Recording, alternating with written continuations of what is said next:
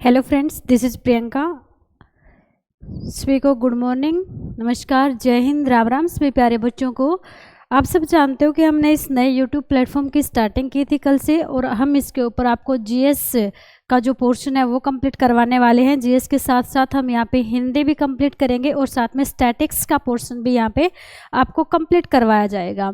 तो चलिए बच्चों, आज हम स्टार्ट करते हैं। जीएस का ही एक बेहतरीन सब्जेक्ट है ज्योग्राफी, और ज्योग्राफी में हमने कल कुछ बेसिक बातें सीखी थी। आज से हम प्रॉपर तरीके से स्टार्टिंग करने जा रहे हैं भारत का भूगोल।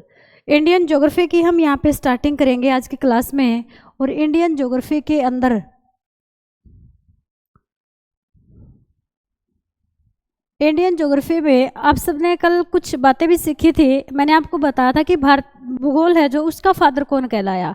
भूगोल का फादर मैंने आपको बताया था, एक नाम इरेटोस्थनीज नाम के जो वैज्ञानिक है वो भूगोल के क्या है, पिता है। लेकिन यहाँ पे हम क्या देखेंगे कि भारतीय भूगोल का पिता कौन है, जिसने सबसे पहले भारत के भूगोल के बारे में बताया। तो भारतीय भूगोल के जो फादर हैं, फादर ऑफ इंडियन ज्योग्राफी लिखेंगे। पहला जो पॉइंट है, फादर ऑफ इंडियन ज्योग्राफी,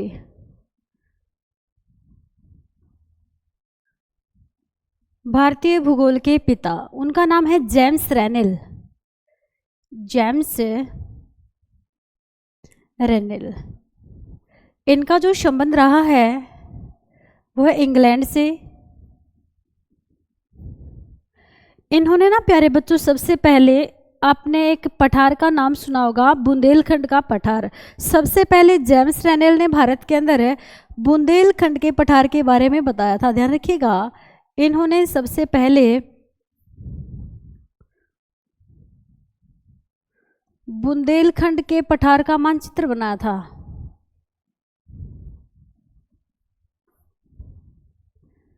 पठार का मानचित्र इन्होंने सबसे पहले बनाया था, और इसलिए क्या कहलाए, भारतीय भूगोल के पिता कहलाए। अब देखिएगा प्यारे बच्चों, आप सबको पता होना चाहिए कि प्राचीन समय से ही हमारे भारत के कुछ अन्य नाम भी रहे हैं। वो नाम क्या क्या हैं, किसके द्वारा उन नामों को दिया गया था, कौन सा नाम क्यों पड़ा। तो सबसे पहले अगर हम भारत के नाम देखें ना, नाम के अंदर आप लिखोगे कि भारत को एक समय में आर्यवर्त कहा जाता था। एक समय में अपने भारत को आर्यवर्त कहा जाता था। आर्यवर्त के साथ साथ भारत को हिंदुस्तान के नाम से भी जानते थे, और हिंदुस्तान के साथ साथ भारत को भारत नाम से भी जानते हैं जो आज के टाइम पे है। और भारत के साथ साथ अपने भारत को इंडिया भी कहा जाता है। आपको पता होना चाहिए कि कौन सा नाम किसकी वजह से पड़ा। सबसे पहले अगर हम बात करें आर्यवर्त की, तो भारत में आकर कुछ आर्य लोग रहने लगे थे, जिनके कारण अपने भारत का नाम जो है आर्यवर्त पड़ा। तो लिखिएगा, आर्यवर्त किसके नाम पे जाना जाने लगा भारत को, आर्यों के कारण आर्यवर्त कहा जाता है। आर्यों के कारण भारत का नाम जो है आर्यवर्त पड़ा, क्योंकि भारत के अंदर कुछ आर्य लोग आकर रहने लगे थे।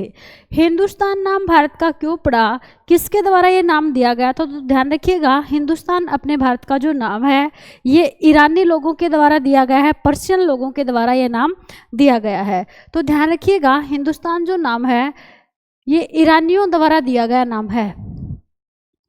ईरानी ना अपने भारत की एक उत्तर में बहुत ही मेजर रिवर है सिंधु रिवर, और वो सिंधु को हिंदू बोलते हैं क्योंकि उनके स का उच्चारण है की तरह है। ईरानियों द्वारा नाम दिया गया था भारत को हिंदुस्तान।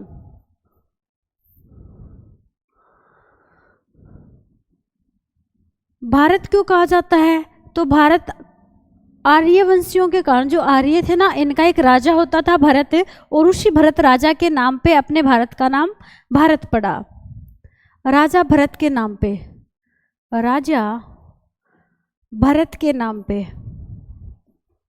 राजा भरत के नाम पे अपने भारत का नाम क्या पड़ा, भारत।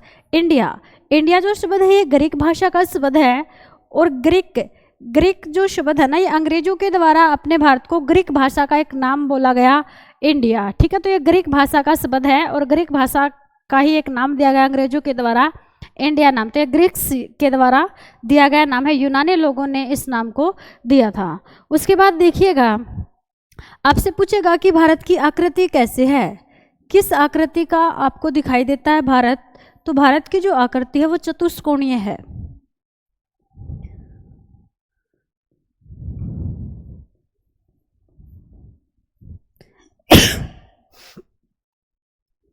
चतुष्कोणीय आकृति है अपने भारत की। भारत कौन से कटिबंध का हिस्सा है? कटिबंध, किस कटिबंध में आता है अपना भारत? तो देखिएगा प्यारे बच्चों, अपना जो भारत है ना, ये उपोष्ण व उष्ण कटिबंध में आता है। उपोष्ण व उष्ण कटिबंध में स्थित है। उपोष्ण व उष्ण कटिबंध के अंदर अपना भारत स्थित है। क्योंकि आप सबको पता है भूमध्य रेखा से लेकर 23.5 डिग्री नॉर्थ का जो एरिया होता है और सेम ही साउथ में होता है 23.5 डिग्री तक का जो एरिया होगा 0 से 23.5 डिग्री, उस जोन को उष्ण जोन यानी कि ट्रॉपिकल जोन कहा जाता है। और 23.5 से 45 डिग्री के बीच का जो एरिया होता है, जो अक्षेत्र होता है, उसको कहा जाता है उपोष्ण कटिबंध। तो अपने भारत की जो लोकेशन है आपको पता है 6.5 डिग्री 8 मिनट से लेकर 37 डिग्री 6 मिनट के मध्य है। तो ये जो जोन है ना, दोनों जोन आते हैं इसके अंदर, उपोष्ण भी और उष्ण भी। ग्लोब पे देखेंगे एक बार इसको, देखो जैसे मान लो ये ग्लोब है, इस ग्लोब के ऊपर ये क्या है, इक्वेटर लाइन है। इस इक्वेटर से 23.5 डिग्री नॉर्थ है, मार्कर ही चेंज हो जाता है। इस इक्वेटर से 23.5 डिग्री नॉर्थ और 23.5 डिग्री साउथ का जो एरिया है ना, इसको कहा जाता है उष्ण कटिबंध ट्रॉपिकल जोन। 23.5 से लेके 45 तक का जो एरिया है, 23.5 से लेके 45 डिग्री तक का जो एरिया है ना, इस जोन को कहा जाता है उपोष्ण। तो अपने भारत की लोकेशन दोनों जोनों में है, उष्ण में भी और उपोष्ण में भी। तो इसलिए अपने भारत की स्थिति कौन से कटिबंध में मानी जाती है? उष्ण व उपोष्ण कटिबंध दोनों के अंदर अपने भारत की स्थिति है। उसके बाद देखिएगा, भारत प्राचीन समय से कौन से द्वीप का हिस्सा रहा है? तो ध्यान रखिएगा, ये जो साउथ इंडिया है ना, ये साउथ इंडिया, इसको बोला जाता है जम्बू द्वीप। ये जम्बू द्वीप का हिस्सा है, इसलिए भारत को जम्बू द्वीप के नाम से भी जाना जाता है। और जम्बू द्वीप जो नाम है वो पुराणों के अंदर भारत का नाम देखा है हमने कि पुराणों के अंदर भारत को जम्बू द्वीप के नाम से जानते थे।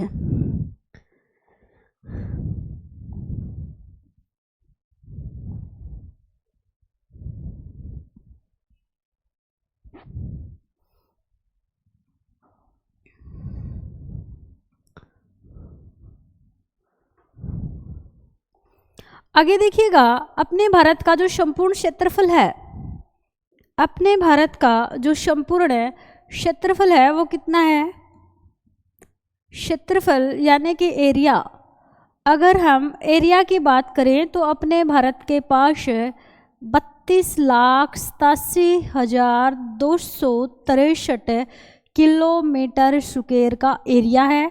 और भारत की इस 32,87,263 किलोमीटर स्क्वायर भूमि के ऊपर 28 राज्य स्थित हैं व 8 केंद्र शासित प्रदेश स्थित हैं। कितने स्टेट हैं इसके ऊपर?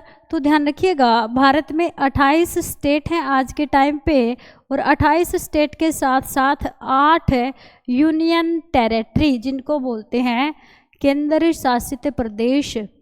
केंद्र शासित प्रदेश, इनकी संख्या 8 है।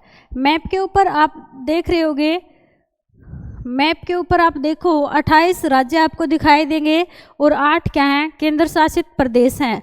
अब यहाँ पे देखो, राज्य तो लगभग सभी बच्चों को पता होता है, लेकिन कईयों को केंद्र शासित प्रदेश ध्यान नहीं होते। तो कौन कौन से केंद्र शासित प्रदेश अपने भारत के पास हैं वो हम देखेंगे। सबसे पहले भारत के सबसे उत्तर में एक केंद्र शासित प्रदेश है जिसका नाम है लद्दाख। लद्दाख और जम्मू कश्मीर से मिलके पहले एक राज्य था। जम्मू कश्मीर नाम से राज्य का नाम था, आप सबको पता है। 31 अक्टूबर 2019 को इनको मर्ज कर दिया गया, मतलब यहाँ पे क्या किया गया, 2 केंद्र शासित प्रदेश बना दिए गए जम्मू कश्मीर राज्य को तोड़कर। तो पहला केंद्र शासित प्रदेश लद्दाख बना, दूसरा केंद्र शासित प्रदेश जम्मू कश्मीर बना। जम्मू कश्मीर से हम नीचे आएंगे तो आपको पता है हरियाणा और पंजाब की जो संयुक्त राजधानी है, हरियाणा और पंजाब की जो राजधानी है उसका नाम है चंडीगढ़। ये चंडीगढ़ भी क्या है, भारत का केंद्र शासित प्रदेश है। चंडीगढ़ के बाद अपने भारत की कैपिटल न्यू दिल्ली, अपने भारत की जो कैपिटल है न्यू दिल्ली, वो भी क्या है, भारत का एक केंद्र शासित प्रदेश है। अब दिल्ली से ठीक नीचे आएंगे हमें तो यहाँ पे आप देखोगे दादरा नागर हवेली दमन और दीव, ये वाला जो एरिया है ना, ये भी क्या है, भारत का एक केंद्र शासित प्रदेश है। दादरा नागर हवेली दमन और दीव, ये भी पहले 2 अलग अलग केंद्र शासित प्रदेश थे, एक दादरा नागर हवेली, एक दमन और दीव, लेकिन इनको क्या कर दिया गया है, मर्ज करके एक ही केंद्र शासित प्रदेश यहाँ पे बना दिया गया है। उसके बाद देखेंगे यहाँ पे पुदुचेरी। पुदुचेरी जो है वो भी भारत का एक केंद्र शासित प्रदेश है। पुदुचेरी का कुछ हिस्सा जो है अरब सागर वाली साइड है और कुछ हिस्सा इसका बंगाल की खाड़ी वाली साइड है। ये 3 राज्यों के अंदर फैला हुआ है। यहाँ पे देखोगे आप, माहे डिस्ट्रिक्ट है पुदुचेरी का, जो कि कहाँ पे है, केरल के अंदर। केरल के अंदर माहे डिस्ट्रिक्ट है जो कि भारत का सबसे छोटा डिस्ट्रिक्ट भी है, और ये पुदुचेरी का है। पुदुचेरी भारत का एक केंद्र शासित प्रदेश है। आप यहाँ देखोगे येनम, येनम जो है ये भी भारत का केंद्र शासित प्रदेश पुदुचेरी का ही जिला है। यहाँ पे 2 जिले और हैं, एक कराईकल और एक पुदुचेरी, ये भी पुदुचेरी के ही जिले हैं। तो ये भी भारत का एक केंद्र शासित प्रदेश है। उसके बाद आप देखोगे लक्षद्वीप, जिसकी कैपिटल कावारती है। ये लक्षद्वीप भी भारत का क्या है, केंद्र शासित प्रदेश है। लक्षद्वीप के बाद यहाँ पे अंडमान और निकोबार जो है, ये भी भारत का क्या है, केंद्र शासित प्रदेश है। तो टोटल कितने केंद्र शासित प्रदेश हो गए, 8 केंद्र शासित प्रदेश हमारे भारत के पास है। केंद्र शासित प्रदेश का आप सबको पता होगा क्या होता है, एक ऐसा प्रदेश जिसके ऊपर शासन केंद्र सरकार के द्वारा किया जाता है, उसको कहा जाएगा केंद्र शासित प्रदेश। अब यहाँ पे देखो आप, 28 राज्य और इनकी कैपिटल सबको पता होनी चाहिए। यूटी हमने करवा दिए, यूटी की कैपिटल भी आपको याद करनी है। आफ्टर देन देखो, अपने भारत का पूछा जाएगा आपसे अक्षांशीय और देशांतरीय विस्तार क्या है। अक्षांशीय और देशांतरीय विस्तार अपने भारत का क्या है, तो ध्यान रखिएगा, अपने भारत का अक्षांशीय विस्तार, सबसे पहले अक्षांशीय विस्तार यानी कि भारत कौन कौन सी अक्षांश रेखाओं के बीच में स्थित है।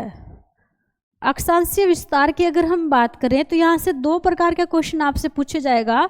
एक तो पूछेगा मुख्य भूमि का अक्षांशीय विस्तार कितना है, और दूसरा क्वेश्चन ये बनेगा कि संपूर्ण भूमि का अक्षांशीय विस्तार कितना है, यानी कि कौन कौन सी अक्षांश रेखाओं के बीच में अपना भारत स्थित है। तो यहाँ पे देखिएगा, अगर हम बात करें मुख्य भूमि की, अगर हम बात करें मुख्य भूमि का अक्षांशीय विस्तार क्या है, तो मुख्य भूमि अपने कहाँ से शुरू होती है भाई, मुख्य भूमि तो हमारी यहाँ तक है। कहाँ तक है, यहाँ तक है, तमिलनाडु तक, और कहाँ तक जाएगी, जम्मू कश्मीर तक जाएगी।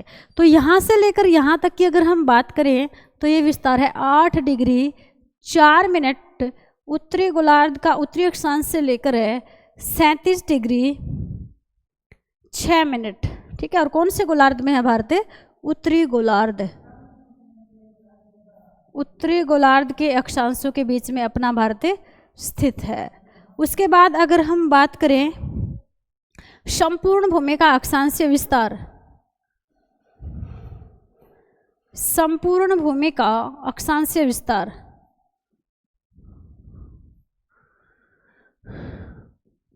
तो संपूर्ण भूमि का अक्षांशीय विस्तार है 6 डिग्री 4 मिनट से लेकर 37 डिग्री 6 मिनट। और कौन सा गोलार्ध है, उत्तरी गोलार्ध है जी।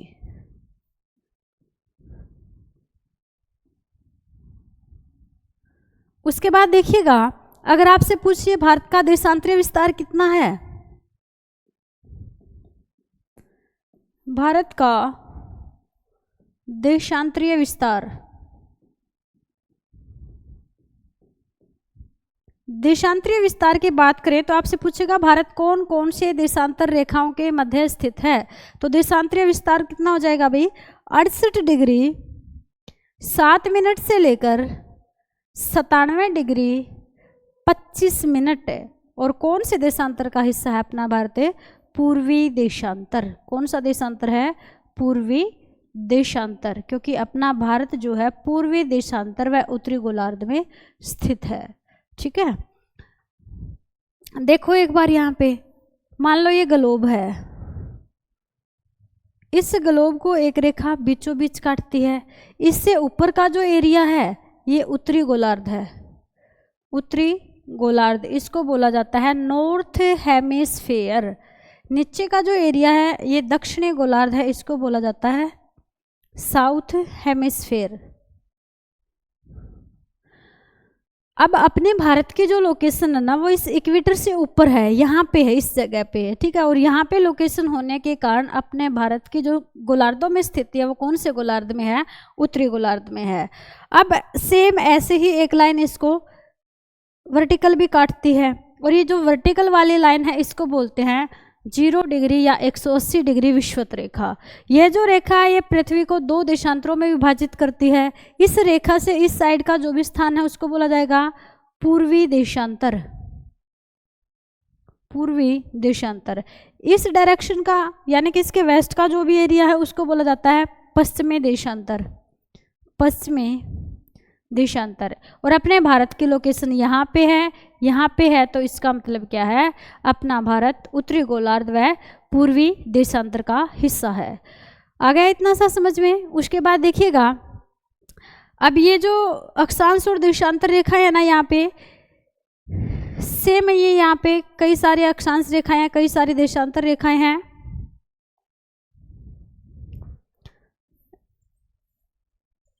एक बार बना लेते हैं इनको। ये इक्वेटर लाइन है, इसको बोलते हैं 0 डिग्री भूमध्य रेखा। इस रेखा के पैरेलल, इस रेखा के पैरेलल साउथ में भी और इसके नॉर्थ में भी ऐसे लाइनें बनाई गई हैं, क्षैतिज लाइनें, जिनको बोलते हैं लैटिट्यूड। और ये जो लैटिट्यूड है ना, ये हमें बताते हैं किसी भी जगह की पृथ्वी के ऊपर लोकेशन क्या है। अब ऐसे ही इसको एक लाइन काटती है बीचों बीच इस तरीके से, ये है विषुवत रेखा।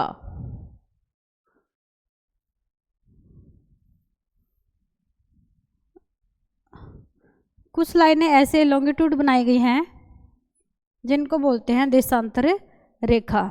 ठीक है, कुछ ऐसे हमारा ग्लोब है और इस ग्लोब के ऊपर ये 0 डिग्री हो गई, 0 डिग्री के बाद ये 1 डिग्री 2 डिग्री 3 डिग्री ऐसे टोटल 89 तक डिग्रियां बनी हुई हैं। और 90 डिग्री पे नॉर्थ पोल है, ऐसे ही ठीक साउथ में 90 डिग्री पे साउथ पोल है और 89 लाइंस ड्रॉ की गई हैं। टोटल 179 है ये।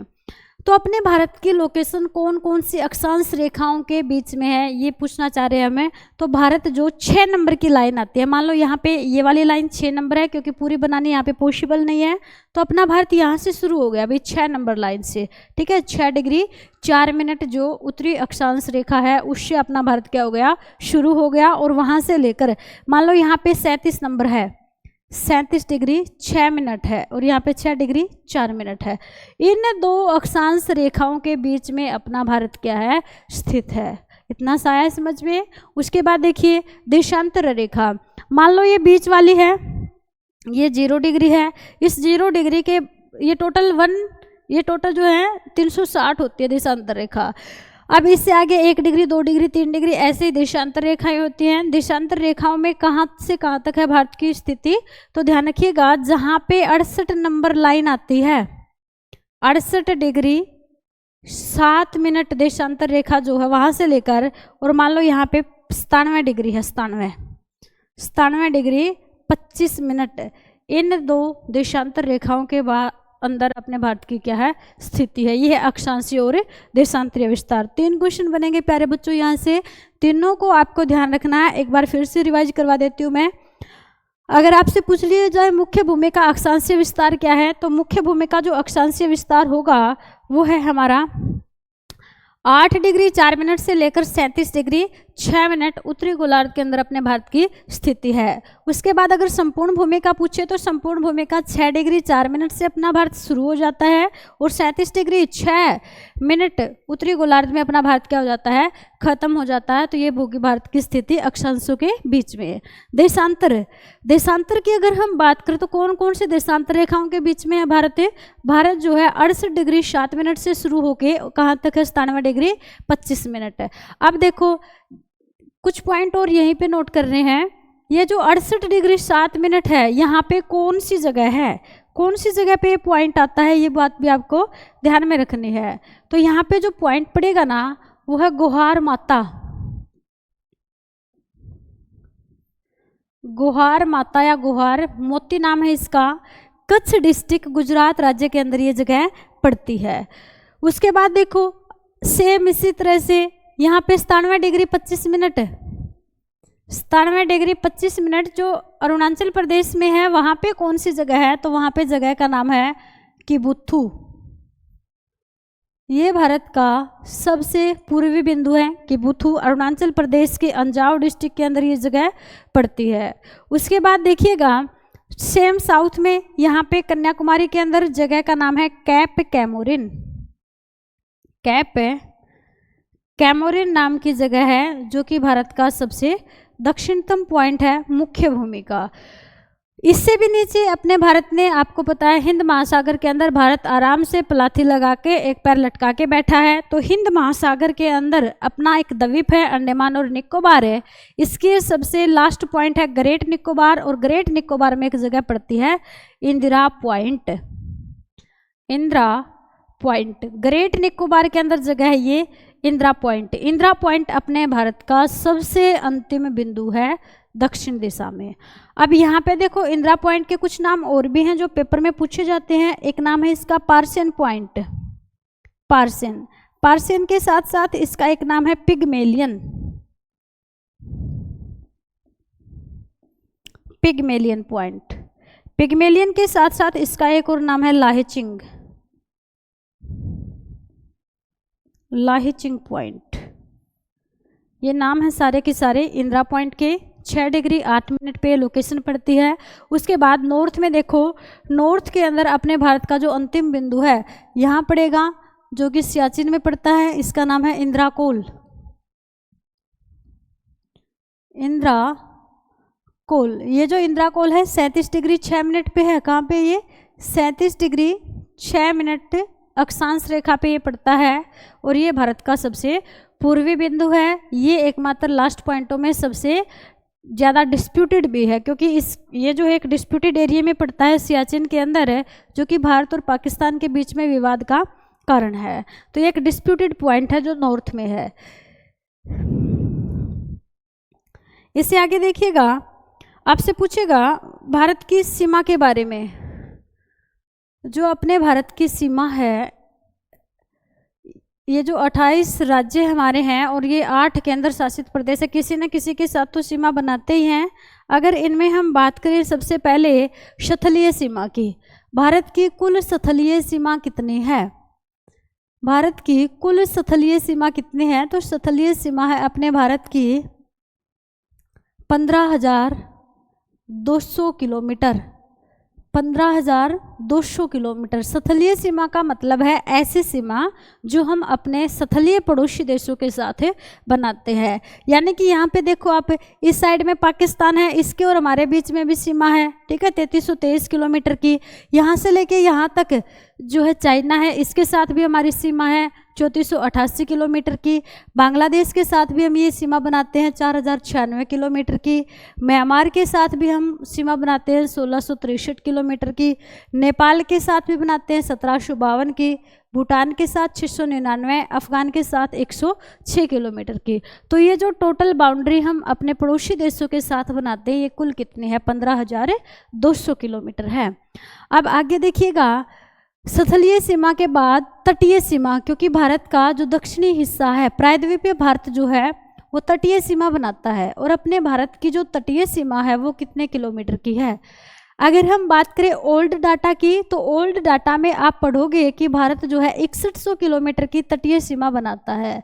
यह जो 6100 किलोमीटर की तटीय सीमा है, ये 9 स्टेट की है, 9 राज्यों की है जो भारत के तट के ऊपर स्थित हैं। अगर हम बात करें तटीय सीमा की विद यूटी, यूनियन टेरिटरी को साथ में जोड़ के कितनी सीमा बनाते हैं, तो वो है 7516.6 किलोमीटर। ध्यान रखिएगा, ये जो डेटा है ये ओल्ड डेटा है। अगर नए डाटा की अगर हम बात करें, तो नए डाटा के अनुसार वर्तमान में अगर हम नए डाटा की बात करें, तो नए डाटा के अनुसार 11,098 किलोमीटर की तटीय सीमा भारत बनाता है। ये जो कोस्टल बाउंड्री है ना, ये कितनी है, 11,098 किलोमीटर की है।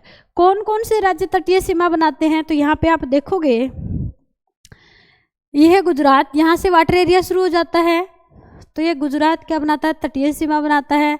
गुजरात के बाद महाराष्ट्र, महाराष्ट्र के बाद यहाँ पे गोवा, गोवा के बाद कर्नाटक, कर्नाटक के बाद ये केरल है। यहाँ पे फिर ईस्टर्न कोस्टल के ऊपर देखेंगे तो ईस्टर्न कोस्टल पे ये है तमिलनाडु, तमिलनाडु के बाद आंध्र प्रदेश, यहाँ पे उड़ीसा, और ये आगे जो है पश्चिम बंगाल है। तो कुल 9 स्टेट भारत के क्या बनाते हैं, कोस्टल बाउंड्री बनाते हैं। अब क्वेश्चन ये आता है कि सबसे ज़्यादा तटीय सीमा कौन सा राज्य बनाता है, लिखिएगा, सबसे लंबी तटीय सीमा, सबसे लंबी तटीय सीमा, सबसे लंबी तटीय सीमा की अगर हम बात करें तो सबसे लंबी तटीय सीमा बनाता है गुजरात, गुजरात राज्य। ओल्ड डेटा के अनुसार गुजरात 1214 किलोमीटर की सीमा बनाता था, ये ओल्ड डेटा है। नए डेटा के अनुसार अगर हम बात करें न्यू डेटा की, तो न्यू डेटा के अनुसार गुजरात जो है 2340 किलोमीटर की कोस्टल बाउंड्री बनाता है। ये सबसे लंबी कोस्टल बाउंड्री वाला भारत का स्टेट है गुजरात, जो कि पश्चिम भारत के अंदर पड़ता है। अगर हम बात करें दक्षिण भारत की, दक्षिण भारत का सबसे लंबी तटीय सीमा बनाने वाला राज्य है। दक्षिण भारत का सबसे लंबी तटीय सीमा वाला राज्य, सबसे लंबी तटीय सीमा वाला राज्य,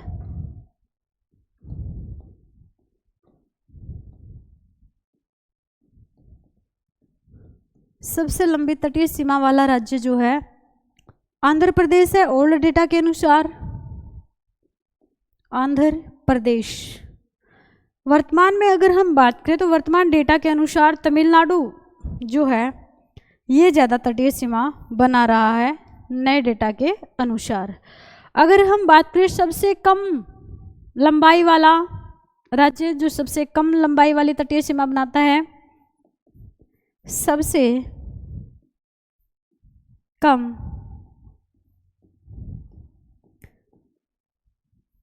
तटीय सीमा वाला राज्य, तटीय सीमा वाला राज्य, तो सबसे कम तटीय सीमा बनाता है गोवा, गोवा। ठीक है, भारत का सबसे छोटा राज्य भी है ये। ओल्ड डेटा के अनुसार 101 किलोमीटर की बाउंड्री बनाता था, नए डेटा में कुछ चेंज किया गया है, अब ये 198 पॉइंट समथिंग किलोमीटर की कोस्टल बाउंड्री बनाता है। तो ओल्ड डेटा भी आपको याद रखना है और नया डेटा भी याद रखना है। डेटा नहीं पूछता, ज़्यादातर यही पूछता क्वेश्चन कि सबसे लंबी किसकी है तटीय सीमा, सबसे कम किसकी है, और दक्षिण भारत का सबसे लंबी तटीय सीमा वाला राज्य कौन सा है। तो ये थे भारत के तटीय टोटल बाउंड्री। देखो यहाँ से यहाँ तक की जो टोटल कोस्टल बाउंड्री है विद आइसलैंड, विद आइसलैंड का मतलब है यहाँ पे लक्षद्वीप के चारों तरफ की कोस्टल बाउंड्री, अंडमान निकोबार की भी, पुदुचेरी की भी, दादरा नागर हवेली, दमन और दीव की भी, इनके सहित जो टोटल कोस्टल बाउंड्री है भारत की वो 11,098 किलोमीटर की है अकॉर्डिंग टू न्यू डेटा। पहले थी 7516.6 किलोमीटर। कुल कितने स्टेट हैं तट के ऊपर, तो तट के ऊपर भारत के 9 स्टेट स्थित हैं। 4 यूटी हैं, यूनियन टेरिटरी हैं, जो कि समुद्र के अंदर हैं। एक साइड में अरब सागर, एक साइड में बंगाल की खाड़ी है, तो कुछ उस साइड में कुछ उस साइड में है। वो हमारे आइसलैंड है, उनकी भी कोस्टल बाउंड्री साथ में इंक्लूड है इसके अंदर।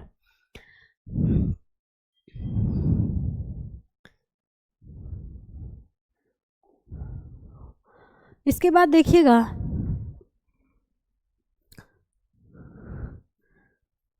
हमारे कुछ पड़ोसी देश भी हैं भाई, ये बिल्कुल बेसिक सा डेटा था। इसके बाद देखिए हमारे पड़ोसी देश, पड़ोसी देश हमारे जिनके साथ हम 15,200 किलोमीटर की तटीय सीमा बनाते हैं। कौन कौन से पड़ोसी देश भारत के पड़ोसी हैं? तो सबसे पहले क्या आएगा? बांग्लादेश आएगा, जिसके साथ सबसे ज़्यादा कोस्टल बाउंड्री शेयर करते हैं 4,096 किलोमीटर की। फिर चीन आएगा, पाकिस्तान आएगा, उसके बाद नेपाल,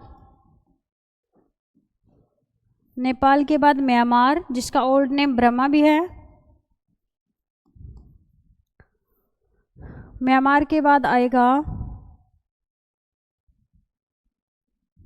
भूटान, और भूटान के बाद आएगा अफगान। ये 7 हमारे क्या हैं? स्थलीय पड़ोसी देश हैं। अब कुछ जलीय पड़ोसी देश भी हैं, तो वो भी यहीं पे लिख लेते हैं। जलीय पड़ोसी देश, जलीय या फिर समुद्री पड़ोसी देश, समुद्री पड़ोसी, समुद्री पड़ोसी। निकटतम 2 पड़ोसी हमारे, एक तो है श्रीलंका, श्रीलंका, और एक है मालदीव, मालदीव, ठीक है। वैसे इंडोनेशिया भी है, लेकिन उसकी डिस्टेंस हमसे काफ़ी ज़्यादा है, ठीक है। वो हमारे ग्रेट निकोबार के सबसे नज़दीक है, लेकिन वैसे भारत से उसकी दूरी ज़्यादा है, तो इतना ज़्यादा पड़ोसी उसको हम नहीं मान सकते, लेन देन कम होता है, ठीक है। तो यहाँ पे देखो 2 समुद्री पड़ोसी देश है भारत के, एक श्रीलंका और एक मालदीव। तो प्यारे बच्चों, नेक्स्ट क्लास के अंदर हम इन पड़ोसी देशों के बारे में अच्छे से डिस्कस करेंगे। आज के लिए यहीं तक। Thank you, have a nice day.